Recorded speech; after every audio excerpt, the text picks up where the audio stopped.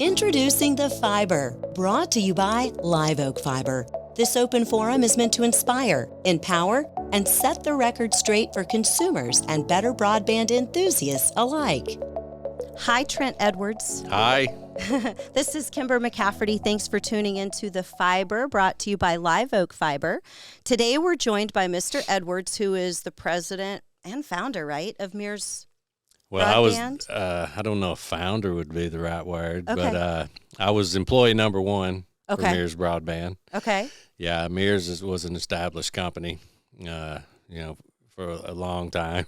Okay. Been around, 2000 and 2020, 21 was 50 years that Mears had been Okay. in operation. So Okay. but it's a long story. You want to get into it now about how we got back into the... I'd love it. That's what we're here for, because you just kind of rebranded to Mears Broadband. Yes. Because I believe in what I could see, you've grown to that place where it was just time.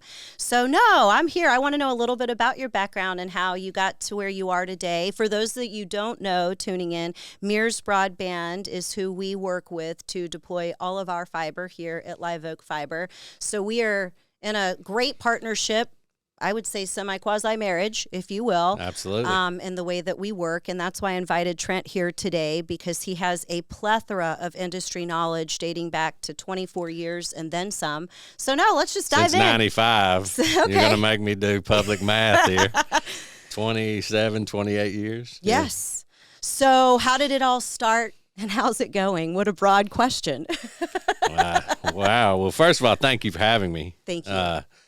This is a great partnership. Yes. And, we love you guys, and, I know you love us sometimes. Hey, work is According work. how much we deliver. Yeah, no, well. But we own that. We're contractors. We know that. Yeah, But, we have some fun meetings. Oh, yeah. No, it's so how did I start? Yeah. Well, that is so I grew up in Arkansas. I went to the University of Central Arkansas, and during that time frame, I had a fraternity brother I was going to sell farm chemicals was my dream. What'd you major in? Agriculture business. Okay.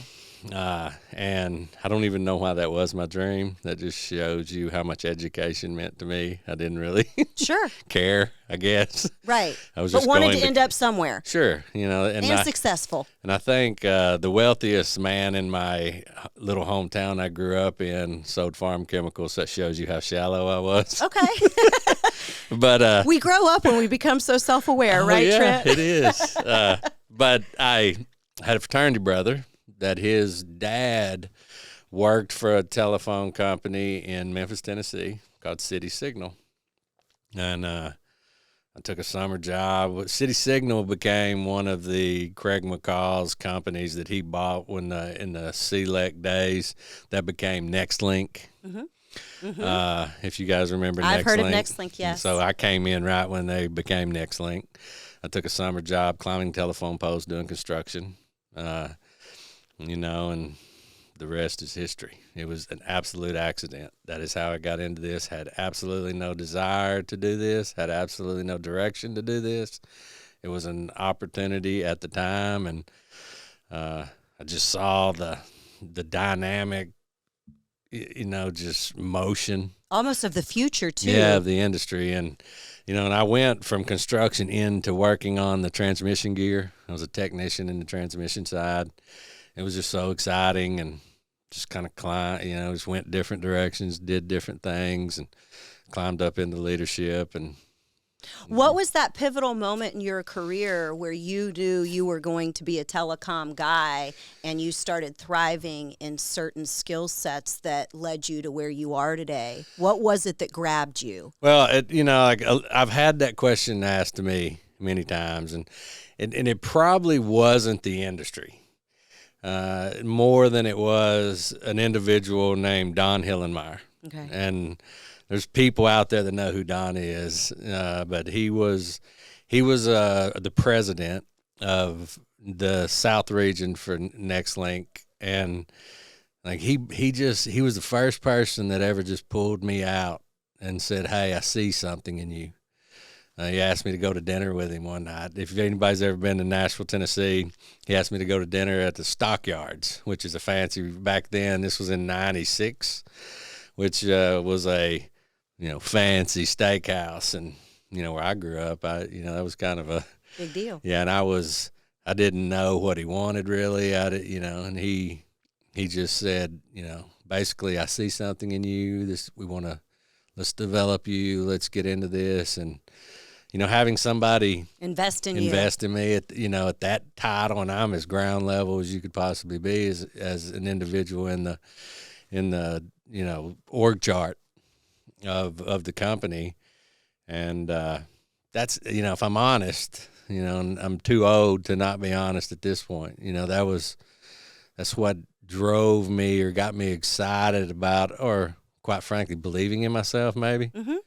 To get there, and that just started it. Don Hillemeyer, is the reason I'm here today. Oh, wow. Where's he today? He has passed away. Okay. But he Sorry is, to hear that. He's, everybody that passed, crossed through his path, they know him and remember him dearly as I do.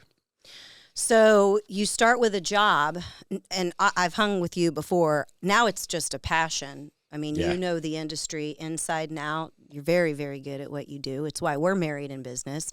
You've remained very passionate about what you're doing, and you kind of think that you're, we're changing the world. Listen, I have the same thread that you do in that. I mean, HSN host, selling fashion, but also building brands through my own company. And I You get do a that? chance. HSN host? Since 2007. I've got to watch that. And I stay relevant because my degree's in broadcasting, but had an opportunity brought to me by Jody and Steve, Mm-hmm. which are your friends and business partners. And I'm also a businesswoman. So the fact that I get to change outlying communities for the better, understanding that change isn't something outlying communities always love, but the end game is better, more productive lives in a multi-device situation, which is where we're living today. Yeah. So I had asked you, how do you took a job. Describe what we do. Yeah, and then you've turned it into a passion. And what does that look like on the day-to-day basis for Mears? What do you guys do? Yeah. So, like I say that we're changing lives, but what we do is construction. And so reality is we disrupt your community. We cause traffic jams. We dig holes. Oh, we know. Yeah. Right. And I laugh because we sit on the marketing side of things, hence the way the conversation started when you're like, I think you like us sometimes, only because people now have an outlet to be able to let us Social know media. Anything. Right. Social media. That's right. So we. Blessing and curse. Yeah. But that is what we do. But I submit to everybody that, we're really making things better. We're changing the world. We're changing people's lives. We're driving, the access to greater information, and that's the world we live in, and it brings value to school systems, healthcare, just people's lives in general, and so I choose to control what we can control through our construction aspects and methods. But I choose to believe we're changing lives daily. How big is Mears? If you can give the audience a gauge to, you guys are pretty substantial. You're not just running the crews in Brunswick here for Live Oak Fiber. How big are you, and what kind of challenges do you face? So Mears is a Quanta company.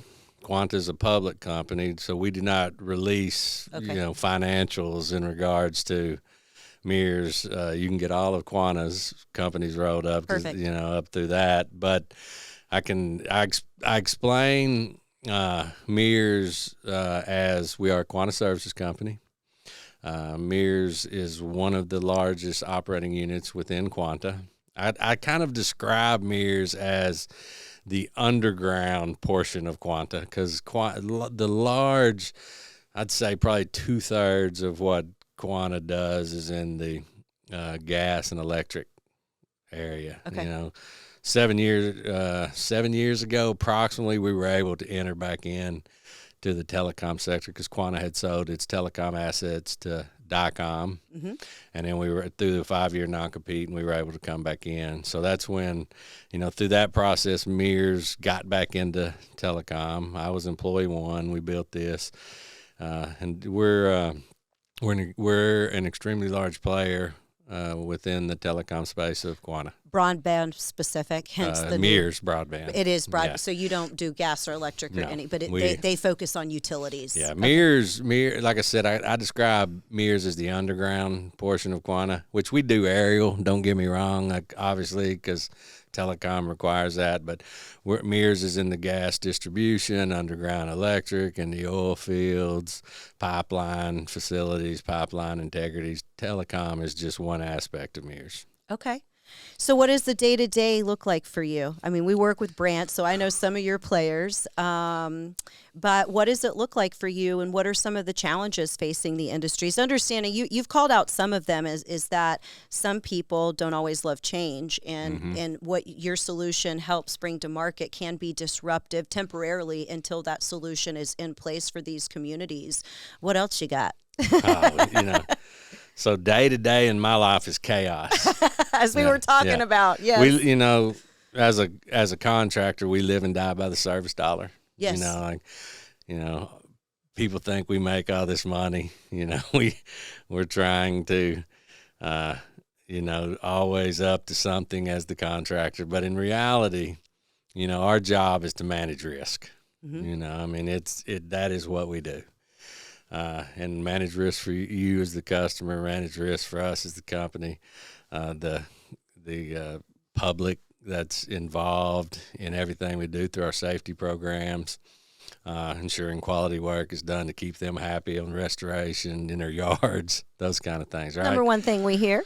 Yeah. So, when you fixing our yards, yeah. We get it. We know, yes. But, so that is our job. That's what we do is manage risk. And that's, my life is, I do conference calls and emails. I'm not out in the, doing what the amazing men and women do for us every day. When it's cold, I'm not out there doing that. When it's hot, I'm not out there doing that. And that is why it's extremely important to me to recognize those individuals. Sure.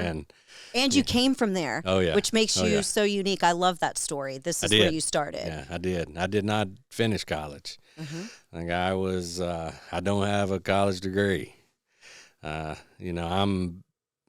had to work a little harder than most people, just to prove to myself or my insecurities of things to get there, so, but, that's why we don't dress like executives. That's why we try not to, be different than everybody within our organization.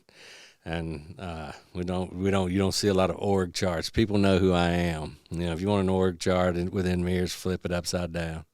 The people that are out there doing that are Mears. So, I'd like to say that, I do what I do every day for them, and I attempt to do that, but I'm always distracted, right, with things that go by. But I don't want to miss this point of, saying what I do every day to recognize them, because what I do every day is for the people that I get to work with. People always ask me, why is Mears different? That they're trying to, and I run from the canned answers and all that.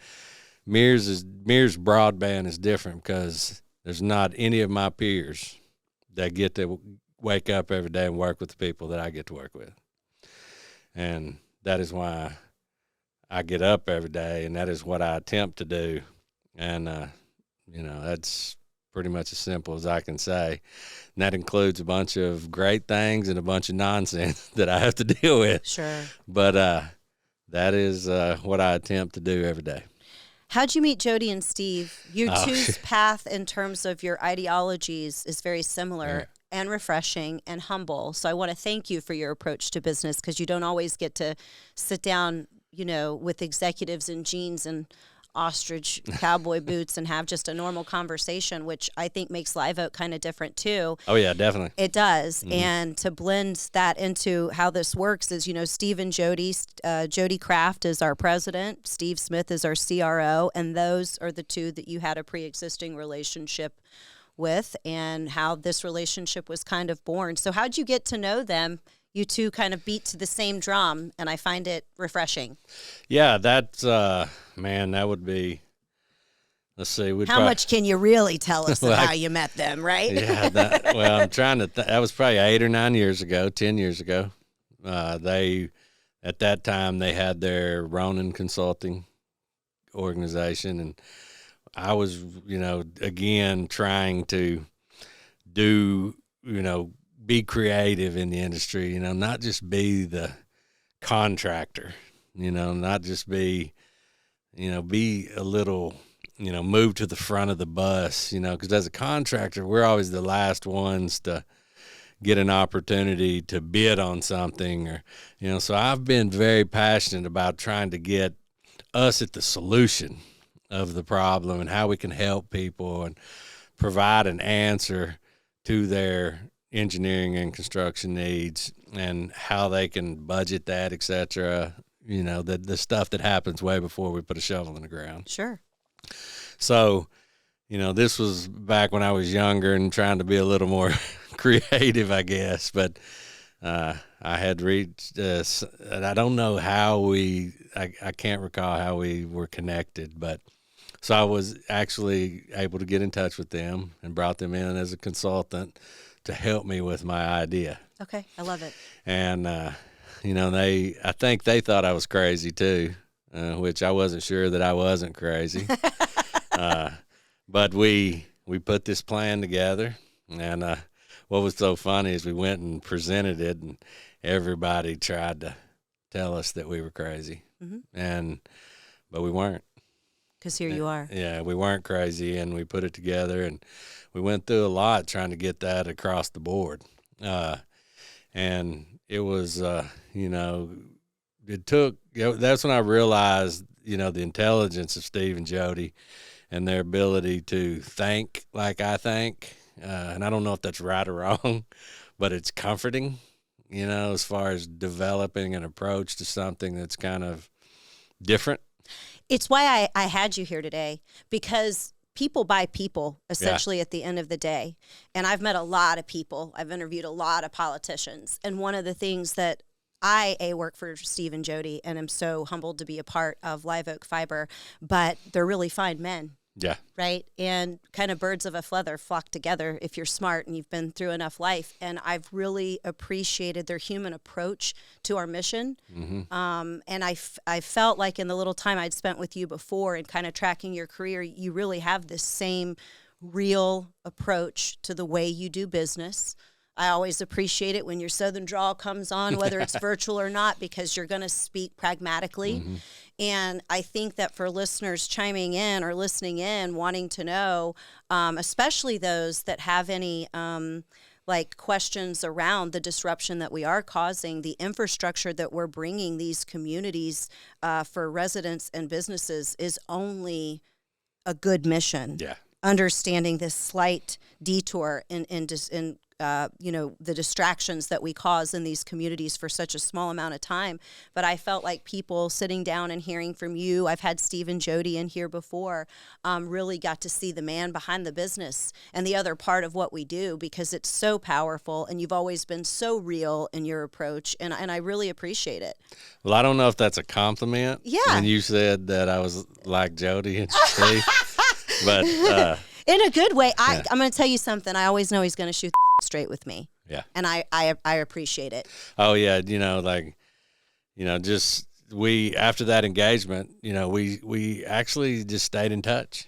I didn't know him from Adam, at the time. And, through the years, he was doing this, and we just called on him, and, it was even more difficult for me, to, get this job, because of the relationship. And, he holds you accountable, both of them, particularly Jody. I know. And, and I would say Jody is one of the best leaders that I've been around, and like whether he knows it or not, I've learned a lot from him over the years. Steve too, Jody holds me accountable. He I does. promise you. Yeah. Like we are, and that's just something for our consumers to know. Yeah. We all hold each other accountable, Yeah. and we understand too the difficulties that communities can face. But there's a mission behind why we do what we do that keeps us involved. It is the way of the future. So you get on board with us or someone else because it is happening across the coast. Can you talk a little bit about that for those tuning in? Just how big the fiber space has become, what an economic driver it is nationally in the United States, and why it's not a bad spot to be if you got to work. Yeah, to keep it real. Thank you for that opportunity. This is, if you've seen, I'm trying to evangelize this. Mm-hmm. This is, I call it the great build.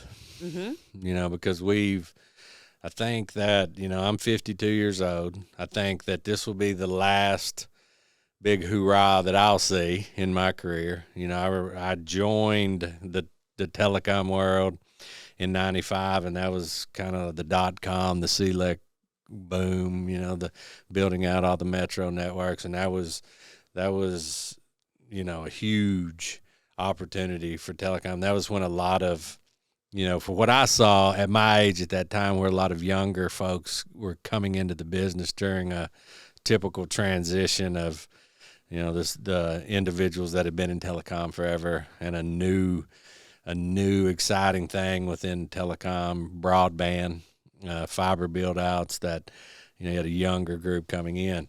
The difference today is that opportunity is much larger.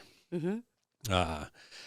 But construction and this type of work is not as sexy to the younger generation as it was. Because it's real work. You mean you can't sit on a tablet or a phone and make over $100,000 a year posting pictures of yourself? Well, it's real work. It is real work, but I submit to everyone that it is exciting, and you are changing lives, and you're making all the devices that we use, and IoT, Internet of Things, whatever's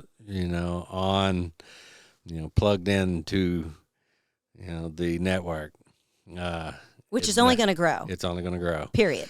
And we're really trying to bring and recruit people into this industry, because that's a huge issue for us. A huge issue for us is the having people to do what's in front of us. And I tell everybody that that will listen to me, that if somebody tells you they have people, meaning me or one of my competitors, we're either lying or we're not very good. We just don't. There's just not people. Mm-hmm. And so that's going to be a huge deal. So I'm really passionate about the recruiting and training, developing people to come into this industry. It is an opportunity to make money. It's an opportunity to be very successful and have a career. I always, I'm not an individual that's going to promote academia. I just told you, I don't have no, the honesty's great. And, and when you get here and you work hard, you have opportunities to do whatever. There's so many people that have came out of the military in a position like I was that didn't finish, higher education, that are leading these companies and organizations, and it's as long as you will put in the work and do what you do, the sky's the opportunity. Sky's the limit in opportunity for people. No, I agree. And when Steve hired me, he was, and I've had a lot of people ask the jump. I said, we're going to make telecom sexy again. We run fast. It's like the good old boy days. And if you're really good and mindful and contribute and not afraid to expand your skill sets, listen, we have a hell of a good time. I'm not going to tell you we don't. No, we've been able, what we're exposing all of these people to, because one of our breadths to the brand was we were going to hire local. Understanding some people come from different walks of life and have been exposed to a lot more, but it really gave us a chance to ingrain ourselves in these communities and give the humans occupying a job within Live Oak Fiber a chance to really grow far beyond their wildest dreams because of what we were able to come in and set up both as an infrastructure and then subsequently what it was going to do economically for these communities. And that's fun to me. Yeah, it is fun. We're all still alive and breathing after our first year into a startup. One hell of a year last year. This one's going to be another one. But we keep it real too, you have to. And recruiting is an interest for us as well. So I follow you on that. Well, and it's, it's an entrepreneurial mindset in broadband, telecom, whatever you want to call it. It is, it is, there's, such an opportunity to just not do stuff like we've always done it, right? I'm sitting here doing a podcast called The Fiber in our offices and headquarters in Brunswick, Georgia, because we can. Yeah. Right? We get to develop parts of the recipe now. Yes. Because it's changed. And it's impactful. It is. It is. So what else you want to add today? Well, so now do I get to interview you? Or? Do it. Go for it. Yes. Look, like I said, I'm, I think that, back to your question, I just remembered something I was going to say. Back to your question earlier about, what's in front of us. I call it cooperation, competition and cooperation. Like, we're going to have to cooperate. All of us are going to have to cooperate. Like, there's a lot ahead, so we're going to have to do things different. We're going to have to work with our competition. And we're going to have to do things different. There's a lot because there's so much ahead of us that we all can't just take it on by ourselves and, maintain our existing clients and maintain schedules and, like the day-to-day rubber on the road type issues that we face, like locates. We don't know anything about that over here, Trent. Yeah. I'm Permits, it's like those things are real, and it's probably sometimes the hardest part of the intricacies because people don't understand, and in rural America even more so. Yeah, and like even knowing where the plant is, in some of these areas, because it was just put in the ground. Years and years and years and years and years ago. Mm-hmm. And, we all, me and my competitors, we can't just go through and just hit stuff. We got to understand. And I know that you guys yourself want us we're not talking about the elephant in the room, but there is always going to be a risk factor and there's always going to be issues. And yes, I have had many phone calls at all various hours of the night. I'm like, let me get my coffee. I carry a real approach. It's why I've never called Brant, what the hell's going on? We're honest about it, but it is a part of it. Yeah. And we've gotten to a point that, we get to work with the customers that we want to work with. And that's awesome. Mm-hmm. And, and it's, cause you can have that, understanding of each other's fights, that you have to fight every day to both be successful. But the industry it's exciting to be here. Scares the hell out of me too. That's fun though. Yeah. It means you're alive. What's gonna, what we have ahead of us and how we're going to do it. But that's what we do and that's what we're going to do. And, it's just, I'm blessed to be a part of this nonsense. So why the renamed Broadband? So, well, we were always Mears Broadband. Okay. But we were part of Mears Group, Inc. was the entity so let me just frame this up. You have Mears Holdings, which is the mothership of Mears. You have 12 or 13 different companies under DBAs. Mears. Yes.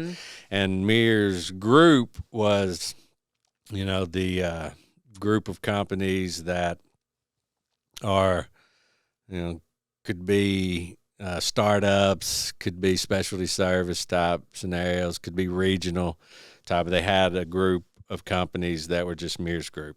And originally, Broadband was in Mears Group, Inc. Okay. So we, with everything that's coming on, the expectations of, i.e. the government work, the government money that'll be coming out through the infrastructure bills that have been passed and all the programs around that, what are the stipulations around that? How do we minimize that to the group of companies within Mears? If there's any stipulations we have to have. We'd grown to a size that we were able to move out as our own. So we were moved out of Mears Group as Mears Broadband LLC, which is a standalone company within Mears Holding, which is still a Quanta Services company. Okay. So that is the reality. Here's a simple thing. We needed to have the autonomy to do what we needed to do through all of the opportunities that are coming out, and be able to be nimble enough to do that without impacting the Mears Group as a whole. So you now sit in a silo that allows you to operate with autonomy. Yes. Totally makes sense. Okay. That's easy enough. And, it's exciting. It is a big deal within, as far as what we've accomplished in 4.5, 5 years, as going from me as employee one to where we are today. And I didn't do it. I was just the first guy they hired.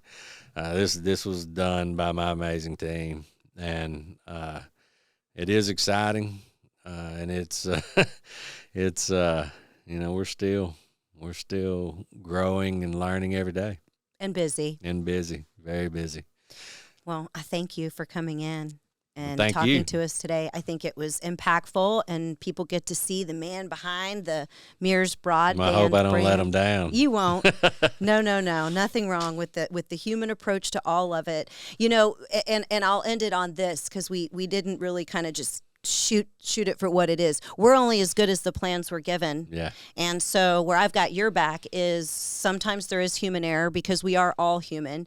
And then there are times when locates are inaccurate, which happens a lot in these rural communities. When we do finally get them, the plans aren't right. And so when that line is busted on Main Street on a Friday afternoon, I can't always say it's 100% our fault. We'll always take the blame. We'll always be there to pick up the pieces.